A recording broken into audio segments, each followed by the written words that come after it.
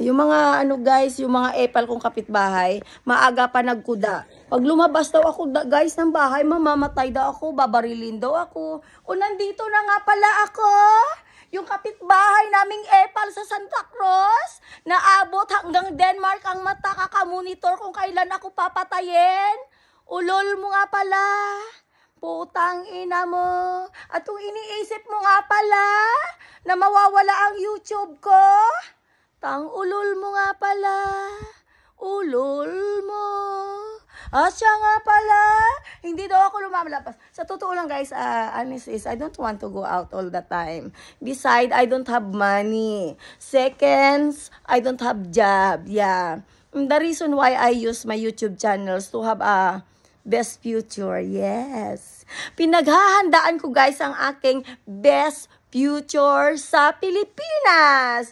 And hindi naman ako guys nangarap na mamatay sa Denmark. Hindi rin ako nangarap na magkaroon ng permanent. Hindi rin ako nangarap na maging Danish citizen. Kaya I know, someday, doon nga ako sa Pilipinas guys. I choose to live in Philippines. I love Philippines! Mabuhay! Nandito pa rin ako guys sa Hornslet Alley kung saan. Nakikita nyo ba ito guys? Ito. Yan. Ayan nga yung first, yung first car namin is Volvo. Yes. Volvo ba yun niya?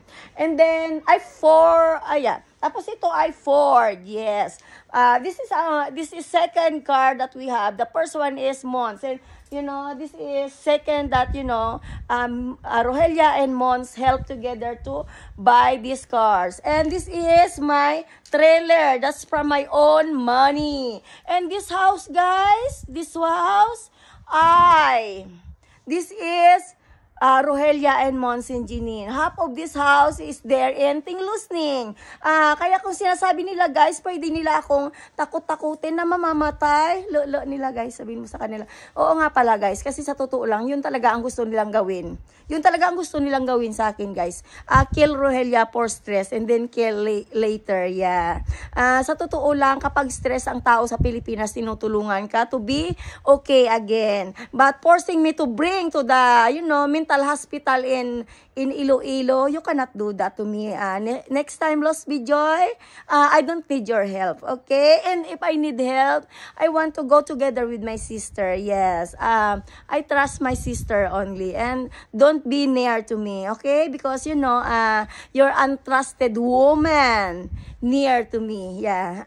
By the way, you said that you move away to my garden already, right? I hope that if I'm go home, you're not there anymore because you know, you're not happy to be with me. You're not happy to be with my family. So I think much better that you're going away. Yeah, away from my family. And by the way, guys, I'm here. Yeah, but you know, why they didn't kill me in daytime? Just knock the door and kill me. Yeah.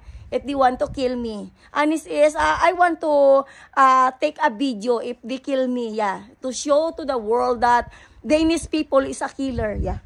By the way guys, bye. Have a nice day to all of you. Sa totoo lang guys, they are always talking about couple, even that you're not couple.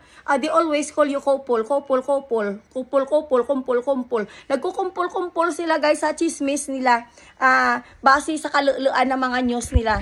Ayun, maaga pa sila guys nag-news ng mga kaluluan nila, mga talking about couple, kung paano nila ako ini-stress at kung paano nila pinupor sa mga bagay-bagay na gusto nilang ipor sa akin. Abno nga sila kasi abno. Kasi kung hindi talaga happy ang couple, dapat hinahayaan nyo na mag-divorce. Give them chance to divorce and choose another husband. Pero guys, there's a lot of couple here.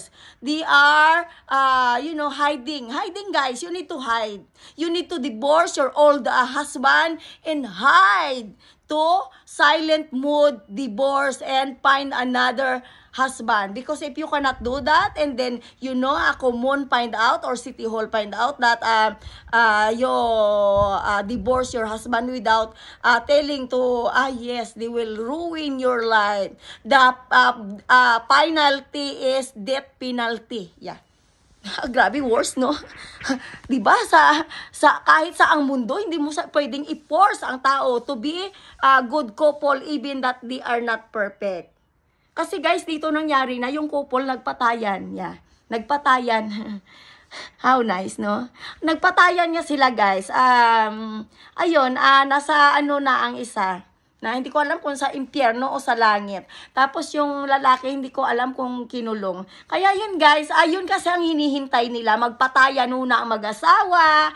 Ayun, kasi nandoon guys, kapag nag-asawa ka, pipirmahan, kailangan ay ang isa sa inyo kapag nag-divorce ay dead. Like that. Kaya, ay walang nagta-translate guys. Nagpipirma ka lang kasi hindi mo naman alam kung ano yung nakalagay doon. Kasi Danish, not English. Kaya syunga-syunga ka sa countering ito. Kaya, welcome to Deninik.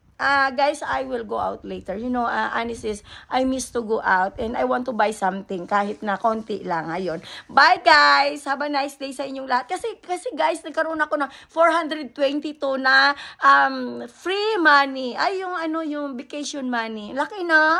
Times mo sa 7. Yeah. Ayun yung nakuha ko guys. Ayun. Siya nga pala guys, thank you sa lahat ng mga new subscribers ko. I know that I have a better life in Philippines and I'm not belong to their country like what they want. I'm not belong here, that's why they want to kill me. Tang ulol nga pala nila, sabihin mo. Bye!